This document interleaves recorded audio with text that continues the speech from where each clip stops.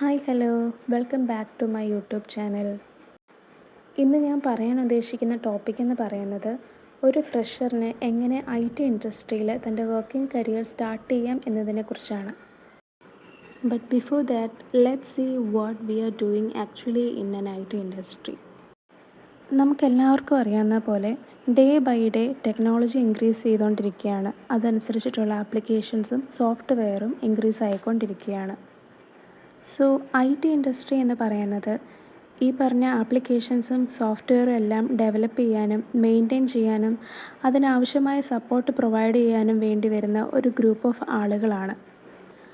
IT ഇൻഡസ്ട്രിയിൽ ഏറ്റവും കൂടുതൽ യൂസ് ചെയ്യുന്ന രണ്ട് വാക്കുകളാണ് service based company and product based company. Let's see what those are. Service based എന്ന് പറഞ്ഞാൽ കൂടുതലും സർവീസ് പ്രൊവൈഡ് ചെയ്യുന്ന കമ്പനീസിനെയാണ് സർവീസ് പ്രൊവൈഡിങ് കമ്പനി എന്ന് പറയുന്നത്. ഒരു എക്സാമ്പിൾ പറയുകയാണെങ്കിൽ TCS, വിപ്രോ, ഇൻഫോസിസ് ഇതെല്ലാം service based കമ്പനീസാണ്.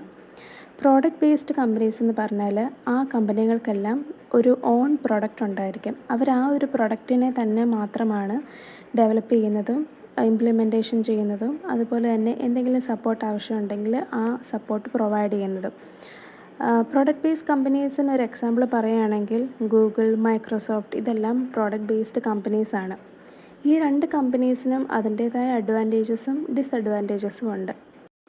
Service based company എപ്പോഴും ബൾക്ക് ഹയറിംഗ് ആയിരിക്കും നടത്തുക ഫ്രഷേഴ്സിൻ്റെ കാര്യത്തിൽ. ഇപ്പോൾ TCS, ഇൻഫോസിസ് അവരുടെയൊക്കെ കാര്യം എടുത്തു കഴിഞ്ഞാൽ ഓരോ അക്കാഡമിക് ഇയർ കഴിയുമ്പോഴും അവരൊരു ബൾക്ക് ഓഫ് ഫ്രഷേഴ്സിനെ ആയിരിക്കും ഹയർ ചെയ്യുന്നത്. പക്ഷേ പ്രോഡക്റ്റ് ബേസ്ഡ് കമ്പനീസിൽ അങ്ങനെ ആയിരിക്കത്തില്ല. അവർ ബൾക്കായിട്ട് ആളുകളെ ഒരിക്കലും എടുക്കത്തില്ല. പകരം കുറച്ച് അവർക്ക് ആവശ്യമുള്ള ആളുകൾ എത്രയാണോ അത്രയുമുള്ള ആളുകളെ മാത്രമായിരിക്കും അവർ ഹയർ ചെയ്യുക. നമ്മൾ നല്ലൊരു സ്കില്ല് ഡെവലപ്പ് ചെയ്ത് നമുക്കതിൽ നല്ലൊരു പ്രാക്ടീസ് എല്ലാം ഉണ്ടായെങ്കിൽ പ്രൊഡക്റ്റ് ബേസ്ഡ് കമ്പനീസിൻ്റെ ഇൻ്റർവ്യൂസ് നമുക്ക് ഈസി ആയിട്ട് ക്രാക്ക് ചെയ്യാൻ പറ്റുന്നതായിരിക്കും. പക്ഷേ എങ്കിലും ഓൾമോസ്റ്റ് 80-90% ആളുകളും കൂടുതലും സർവീസ് ബേസ്ഡ് കമ്പനീസിലായിരിക്കും ഏറ്റവും ആദ്യം പ്ലേസ്ഡ് ആകുന്നത്. അതിനുശേഷം അവർ ആ കമ്പനിയിൽ നിന്നുകൊണ്ട് തന്നെ സ്വന്തം സ്കിൽസിനെ അപ്സ്കില്ല് ചെയ്തിട്ട് മറ്റ് പ്രൊഡക്റ്റ് ബേസ്ഡ് കമ്പനീസിലോട്ട് ജമ്പ് ചെയ്യാറാണ് പതിവ്. നമുക്കിനി ആപ്ലിക്കേഷൻ ഫോം കൊടുക്കാനുള്ള എലിജിബിലിറ്റി ക്രൈറ്റീരിയാസ് നോക്കാം. ഫസ്റ്റ് ക്രൈറ്റീരിയ എന്ന് പറയുന്നത് ഗ്രാജുവേഷനാണ്. നമ്മൾ ആപ്ലിക്കേഷൻ സബ്മിറ്റ് ചെയ്യുന്ന സമയത്ത് ഏതെങ്കിലും ഒരു ഗ്രാജുവേഷൻ നമ്മൾ കംപ്ലീറ്റഡ് ആയിരിക്കണം. അതിപ്പം BE ആകാം, BTech ആകാം, MTech ആകാം, MSc ആകാം, MCA ആകാം, BSc ആകാം. ഏതാണെങ്കിലും നമ്മളൊരു ഗ്രാജുവേഷൻ കംപ്ലീറ്റഡ് ആയിരിക്കണം. അതാണ് first criteria. Second criteria academic ആണ്. അതായത് 10th and 12th നമുക്ക് മിനിമം 60% മാർക്കോട് കൂടി പാസ്സായിട്ടുള്ള ആളുകളായിരിക്കണം. തേർഡ് ക്രൈറ്റീരിയ എന്ന് പറയുന്നത് ബാക്ക്ലോഗ് ആണ്. അതായത് നമ്മൾ ഏതെങ്കിലും ഒരു പേപ്പർ ഈ നമ്മൾ പഠിച്ച ഗ്രാജുവേഷൻ സമയത്ത് എഴുതിയെടുക്കാനുണ്ട് എങ്കിൽ, അതായത് ഏതെങ്കിലും ഒരു പേപ്പർ നമ്മൾ സ്റ്റിൽ ആപ്ലിക്കേഷൻ ഫോം സബ്മിറ്റ് ചെയ്യുന്ന സമയത്ത് നമ്മൾ ഫെയിലാണ് എങ്കിൽ നമ്മൾ എലിജിബിൾ ആയിരിക്കത്തില്ല. നമ്മൾ ആപ്ലിക്കേഷൻ ഫോം സബ്മിറ്റ് ചെയ്യുന്ന സമയത്ത് എല്ലാ പേപ്പറും ക്ലിയർ ആയിരിക്കണം. അപ്പം ഫോർത്ത് വൺ എന്ന് പറയുന്നത് അക്കാഡമിക് ഗ്യാപ്പ് ഉണ്ടായിരിക്കാൻ പാടില്ല എന്നുള്ളതാണ്. അതായത് നമ്മൾ ഇത്രയും നാൾ പഠിച്ചത് വരെ വെച്ചിട്ട് ഇടയ്ക്ക് ഗ്യാപ്പൊന്നും ഉണ്ടാകാൻ പാടില്ല. അതാണ് അക്കാഡമിക് ഗ്യാപ്പ് ഉണ്ടാകാൻ പാടില്ല എന്നതുകൊണ്ട് ഉദ്ദേശിക്കുന്നത്. ആൻഡ് ദ ഫൈനൽ ക്രൈറ്റീരിയ എന്ന് പറയുന്നത് ഫുൾ ടൈം കോഴ്സാണ്. അതായത് നമ്മളൊരു full time course application submit ചെയ്യുന്ന സമയത്ത് കംപ്ലീറ്റഡ് ആയിരിക്കണം. അപ്പം ഈ ഒരു 5 കാര്യങ്ങളാണ് എലിജിബിലിറ്റി ക്രൈറ്റീരിയയിൽ വരുന്നത്. ഓൾമോസ്റ്റ് എല്ലാവരും തന്നെ ഈ 5 എലിജിബിലിറ്റി ക്രൈറ്റീരിയാസും പാസ്സാവും. അപ്പോൾ അതുകൊണ്ട് തന്നെ കമ്പനീസിന് ഈ ഇത്രയും ആളുകളുടെ ഇടയിൽ നിന്ന്, ഒരു പൂൾ ഓഫ് ആളുകളുടെ ഇടയിൽ നിന്ന് അവർക്ക് വേണ്ട അത്രയും ആളുകൾ, നമ്പർ ഓഫ് ആളുകളെ അവർക്ക് സെലക്ട് ചെയ്യാൻ വേണ്ടി അവർക്കൊരു ഫിൽട്ടർ നടത്തണം. അപ്പോൾ ആ ഫിൽട്ടർ നടത്തുന്നത് അവരൊരു എക്സാമിലൂടെയും ഇൻ്റർവ്യൂയിലൂടെയുമാണ്. അപ്പം അതിൻ്റെ രീതികൾ എങ്ങനെയാണെന്നുള്ളത് നമുക്ക് അടുത്തായിട്ട് നോക്കാം. ആദ്യത്തെ ഫിൽട്ടർ എന്ന് പറയുന്നത് ഓൺലൈൻ എക്സാം ആയിരിക്കും. ഈ ഓൺലൈൻ എക്സാമിൽ പല ടോപ്പിക്സ് കാണും. അതായത് ആപ്റ്റിറ്റ്യൂഡ് കാണും, വെർബൽ റീസണിങ് കാണും, അതുപോലെ ലോജിക്കൽ ആൻസറിങ് കാണും. അത് കഴിഞ്ഞ് ഏറ്റവും ലാസ്റ്റ് സെക്ഷൻ എന്ന് പറയുന്നത് കോഡിംഗ് ആയിരിക്കും.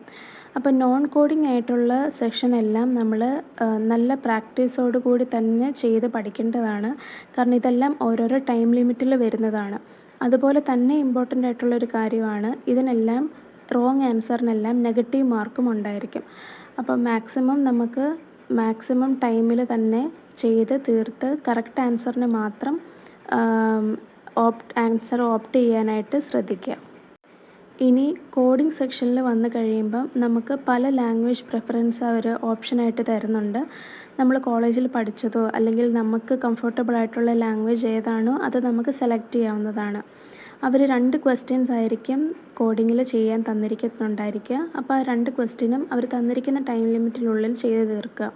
അതുപോലെ തന്നെ കോഡിങ് ചെയ്തത് ശരിയാണോ എന്നറിയാൻ വേണ്ടിയിട്ട് അവർ തന്നെ അവിടെ ടെസ്റ്റ് കേസസും പ്രൊവൈഡ് ചെയ്യുന്നുണ്ട്. നമുക്കത് റൺ ചെയ്തിട്ട് ശരിയാണോ വർക്കാവുന്നുണ്ടോ എന്നൊക്കെ നമുക്ക് നോക്കാൻ പറ്റുന്നതാണ്. അങ്ങനെ ഈ നോൺ കോഡിങ്ങും ആയിട്ടുള്ള 2 സെക്ഷൻസ് നമ്മൾ ക്ലിയർ ചെയ്ത് കഴിഞ്ഞിട്ടുണ്ടെങ്കിൽ അടുത്ത ഫിൽട്ടറിങ് മെത്തേഡാണ് ഇൻ്റർവ്യൂ എന്ന് പറയുന്നത്. എല്ലാവർക്കും അറിയാവുന്ന പോലെ ഇൻ്റർവ്യൂ എന്ന് പറയുന്നത് 3 റൗണ്ടായിരിക്കും. ആദ്യത്തെ റൗണ്ട് ടെക്നിക്കൽ റൗണ്ടാണ്. ഇൻ്റർവ്യൂവിൽ ഏറ്റവും ഇമ്പോർട്ടൻ്റ് ആയിട്ടുള്ളൊരു കാര്യമാണ് നല്ലൊരു റെസ്യൂമെ ബിൽഡ് ചെയ്യുക എന്നുള്ളത്. ഈ റെസ്യൂമെ എന്ന് പറയുന്നത് is something that points who you are and shows your ranking in the market. നമുക്കുള്ള സ്കിൽസും നമ്മൾ കോളേജിൽ ചെയ്ത പ്രോജക്ട്സ് ഇതിനെല്ലാം ബേസ് ചെയ്തിട്ട് നമ്മൾ ലിസ്റ്റ് ഔട്ട് ചെയ്യുന്ന ഒരു ഷീറ്റാണ് റെസ്യൂമെ എന്ന് പറയുന്നത്. ടെക്നിക്കൽ റൗണ്ടിൽ നമ്മൾ കയറുമ്പം നമ്മളുടെ ഇൻ്റർവ്യൂവർ ഈ റെസ്യൂമെ ആയിരിക്കും ഏറ്റവും ആദ്യം വായിച്ചു നോക്കാൻ പോകുന്നത്. ഈ റെസ്യൂമെയിൽ നമ്മൾ എന്തൊക്കെ എഴുതിയിട്ടുണ്ടോ അതെല്ലാം നമുക്ക് ഉറപ്പുള്ള കാര്യങ്ങളായിരിക്കണം എന്നുള്ളത് ഏറ്റവും ഇമ്പോർട്ടൻ്റ് ആയിട്ടുള്ള കാര്യമാണ്. കാരണം അവർ ഏറ്റവും കൂടുതൽ ക്വസ്റ്റ്യൻസ് ചോദിക്കുന്നതും നമ്മൾ എന്തൊക്കെ റെസ്യൂമെയിൽ എഴുതിയിട്ടുണ്ടോ അതിനെ ബേസ് ചെയ്തിട്ടായിരിക്കും. അപ്പം നമുക്കറിയാവുന്ന കാര്യങ്ങളാണ് റെസ്യൂമെയിൽ എഴുതിയിട്ടുള്ളതെങ്കിൽ അവർ ചോദിക്കുന്ന ചോദ്യത്തിന് നമുക്ക് നല്ല കോൺഫിഡൻ്റ് ആയിട്ട് തന്നെ ഉത്തരം പറയാനും പറ്റും. ഒരു നല്ല റെസ്യൂമെ എങ്ങനെ ബിൽഡ് ചെയ്യണം, റെസ്യൂമെയിൽ എന്തൊക്കെ വേണം എന്നുള്ളതിനെക്കുറിച്ചൊരു വീഡിയോ ഞാൻ വേറെ ചെയ്യുന്നുണ്ട്. അപ്പോൾ അവിടെ നമുക്ക് ഡീറ്റെയിൽഡായിട്ട് അതിനെക്കുറിച്ച് സംസാരിക്കാം.